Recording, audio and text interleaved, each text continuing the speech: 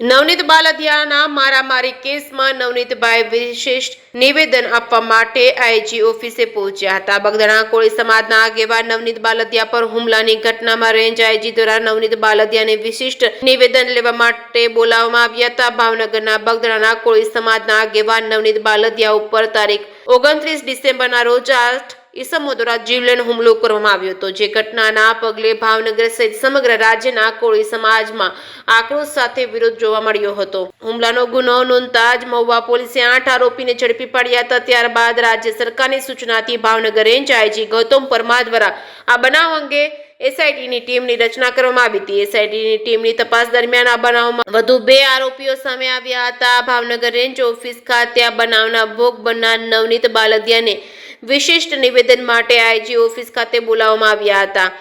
માર મારવાનું ષડયંત્ર રચનાર મુખ્ય આરોપી જયરાજ આહિર વિરુદ્ધ 15 પુરાવા નવનીતે એસઆઈટીને રજૂ કરી આપ્યો હતો અને નિવેદન 17 જાન્યુઆરી એસઆઈટીએ પીઆઈ ડીવી ડાંગર અને પીઆઈ કેએસ પટેલને પૂછપરછ માટે આઈજી ઓફિસે બોલાવ્યા હતા. 9 કલાક પૂછપરછ ચાલી હતી અને નવનીત બાલદિયા દ્વારા એસઆઈટીને 15 પુરાવા રજૂ કર્યા છે. તેમણે કહ્યું હતું કે જો એસઆઈટી આ દિશામાં તપાસ કરશે તો મને ન્યાય ચોક્કસ મળશે. શું આ કેસમાં પીડિતના જણાવ્યા મુજબ મુખ્ય આરોપીનું નામ દાખલ થશે તે જોવું રહ્યું. જેકે સિંહ સાથે હિરેનભાઈ ભાવનગર.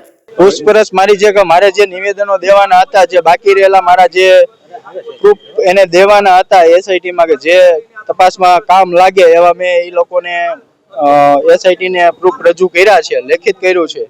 જે કઈ મારે દેવાના હતા એ બધું આપ્યું છે. એમની કોણ છે હુમલા પાછળ ષડયંત્ર? હુમલા પાછળ જયરાજ જ છે ખુલ્લીન.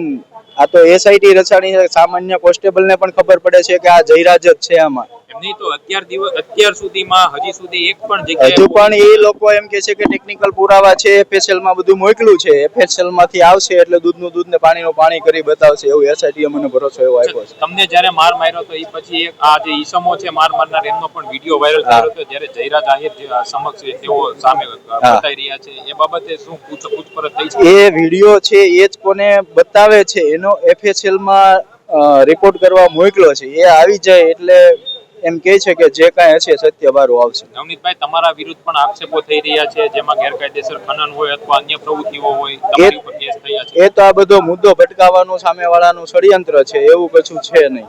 જો તમારા કોળી સમાજમાંથી 15 ધારાસભ્ય અને 3 કેન્દ્રીય મંત્રીએ તમને લઈને રજૂઆત કરી છે મુખ્યમંત્રીને, પણ હજી સુધી તમે જે કહી રહ્યા છો એ દિશામાં તો એક પણ પુરાવા જયરાજ આહિર વિરુદ્ધ છે નહીં.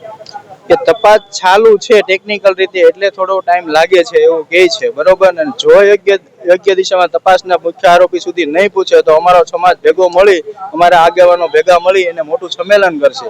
જો હમણાં સરપંચો અને બધાએ આગેવાનો મળી અને કીધું છે કે ભાઈ વહેલી તકે આનું નહીં ઓલું કાંઈ આવે તો બધા રાજીનામા આપી દે છે.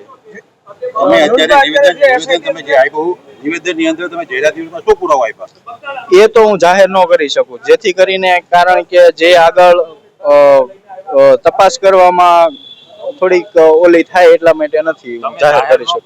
પણ આપ્યા છે ખરી તમે? હા, આપ્યા છે. કેવા પ્રકારના પ્રશ્નો કરવામાં આવ્યા હતા? પ્રશ્નો તો એ મેં જ બધું કીધું છે, મારા કેવા મુજબ બધું લખાણું છે. જે કઈ પ્રૂફ દેવાના હતા મેં ત્યાં આપ્યા છે. તમને વિશ્વાસ છે તમારો જે માન છે પૂરી થશે? આ જે મેં લખાવ્યું છે અને જે મેં કીધું છે એ પ્રમાણે તપાસ થાય તો મુખ્ય આરોપી સુધી પહોંચવામાં. કેટલા પુરાવા તમે આપ્યા છે? મેં 15 પુરાવા આપ્યા છે. અત્યાર સુધીમાં એસઆઈટી ક્યારે તમને અહીંયા બોલાવ્યા હતા અથવા તો તમારી પાસે આવી હતી ખરી? ના, આ પહેલી વખત જ મને બોલાવવામાં આવ્યો છે. જે પ્રકારે